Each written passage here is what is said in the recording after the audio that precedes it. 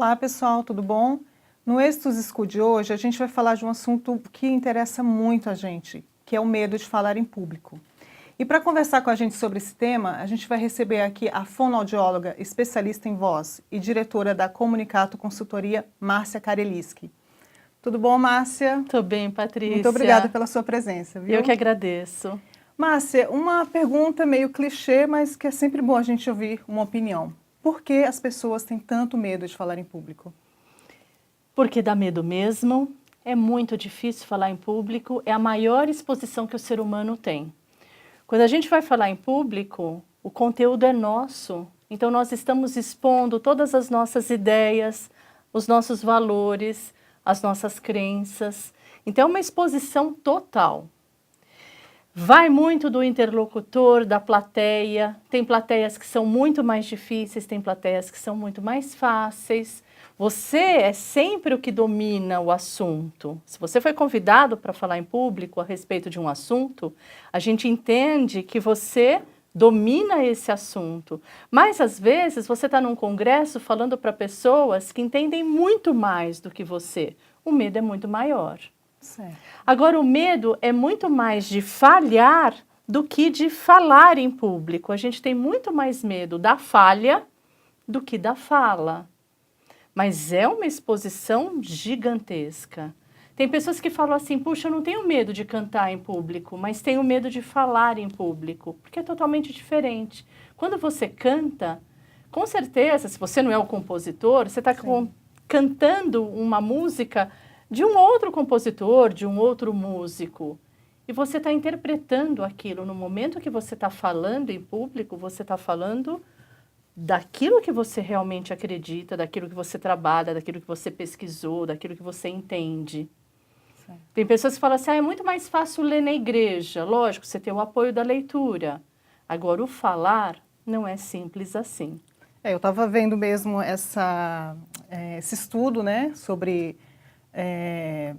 que divulgou que a pessoa tem mais medo de falar em público do que de morrer. Os grandes medos são medo de altura, medo de voar, medo de morrer, medo de falar em público. Olha só.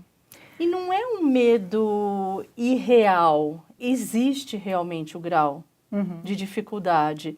Por isso que existe tanto treinamento para falar em público. Entendi. A Fernanda Montenegro uma vez disse numa entrevista que ela sempre teve uma certa ansiedade, um certo desconforto. E se a gente pegar outros artistas, outros cantores, atores, a gente percebe isso. Jornalistas que precisam falar muito em público. Por quê? Esse nervosismo é bom porque nos deixa sempre ativado, em estado de alerta.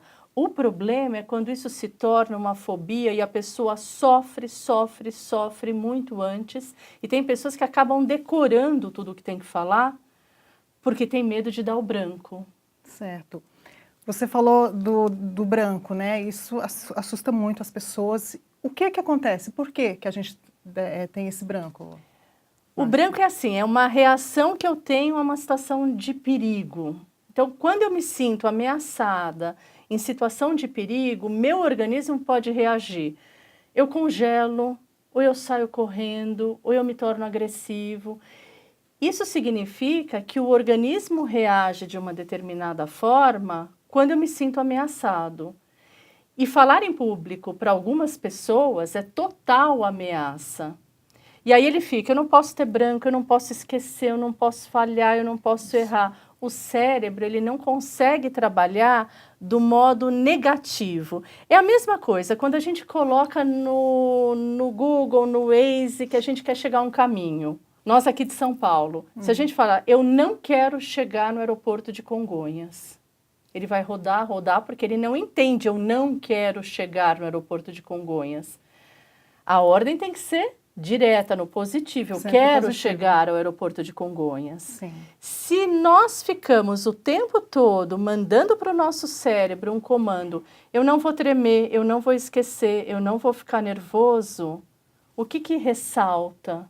Que eu vou ficar nervoso. Exatamente. É a mesma coisa com criança pequena. Você fala para a criança, não põe o dedo na tomada, não põe o dedo na tomada. O que você está fazendo? Induzindo a criança para ir lá e chamando a atenção.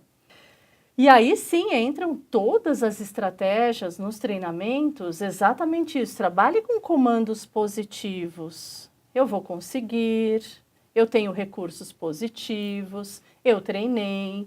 Então é trabalhar com outras rotas de acesso.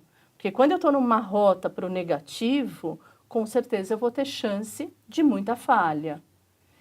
E o branco é exatamente isso, eu congelo, eu fico num estado de freezing, como se diz. E aí eu esqueço que eu tenho que falar. Sempre pensando positivamente, então. E eu tenho N estratégias para quando dá o branco, porque pode dar. Você pode estar numa situação difícil, alguém lhe lança uma pergunta difícil na plateia, você se desorganiza no teu raciocínio, no teu conteúdo. Mas a gente tem estratégias para sair do branco. Por exemplo, contar uma história que, lógico, faça link àquilo que você está falando. Se você tem slides, você pode ter uma figura ou uma música ou um vídeo que te relembre aquilo que você estava falando. Então, até para isso a gente tem estratégias. Certo. Perdi o fio da meada, lança uma estratégia para conseguir retomar. Entendi. Márcia, conhecer profundamente o assunto do qual vai ser falado diminui esse medo? Com certeza. Regra número 1, nunca a gente fala algo que a gente não tenha domínio, não tem como.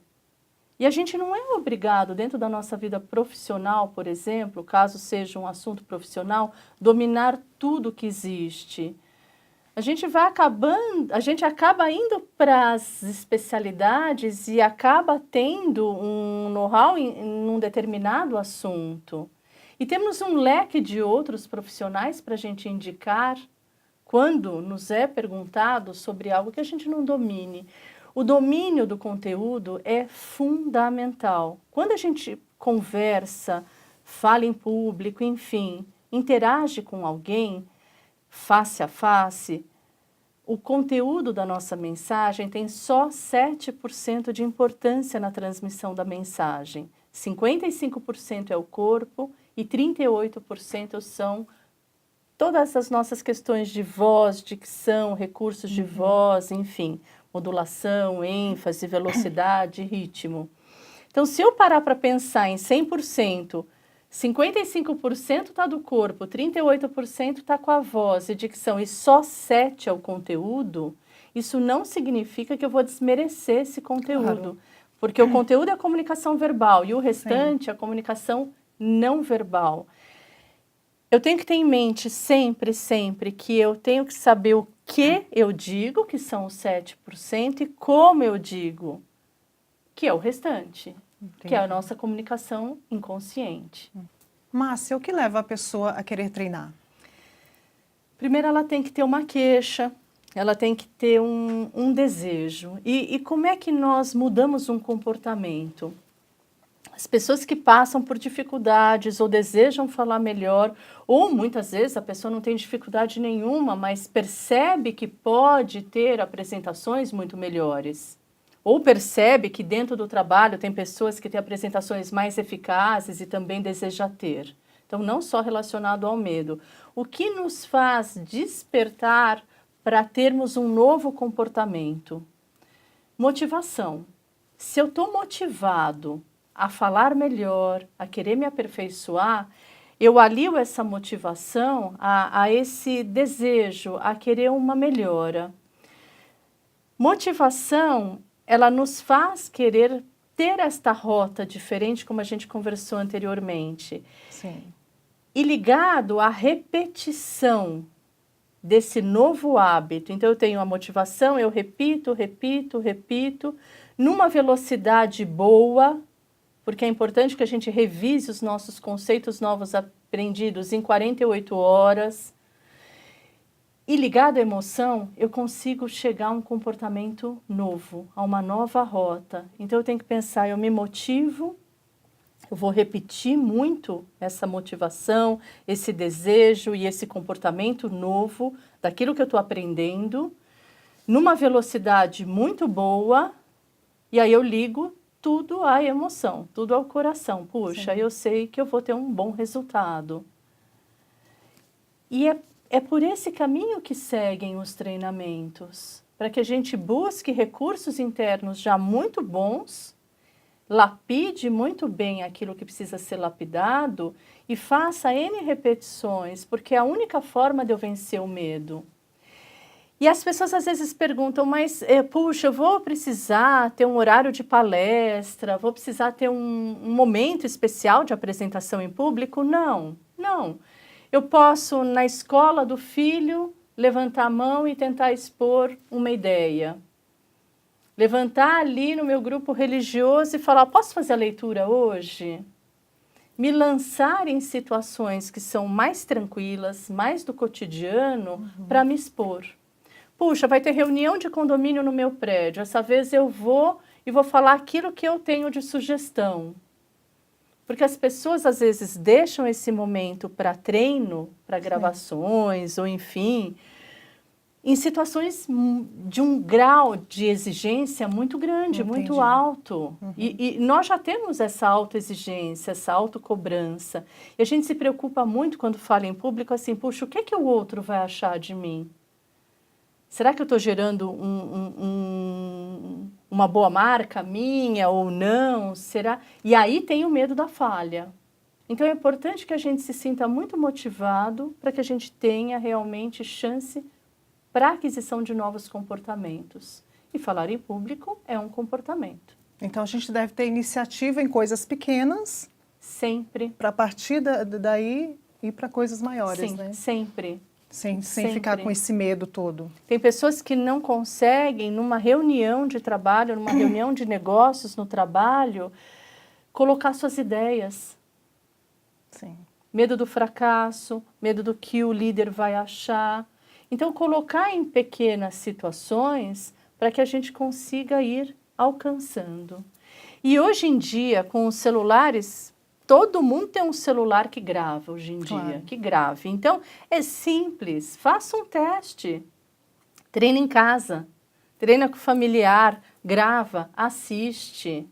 Com pessoas de confiança, Sim. né? Peça um feedback, isso ajuda muito. Entendi. Até chegar a situações realmente de um público-alvo mais árido, de assuntos mais difíceis de serem ditos, a pessoa conseguir chegar a um bom resultado. Claro. Márcia, fazer pouco de si mesmo, né, contando casos engraçados, ajuda, né, nesse medo, diminui esse medo do julgamento na hora de falar? Para assistir essa entrevista completa, acesse o nosso blog. Até logo!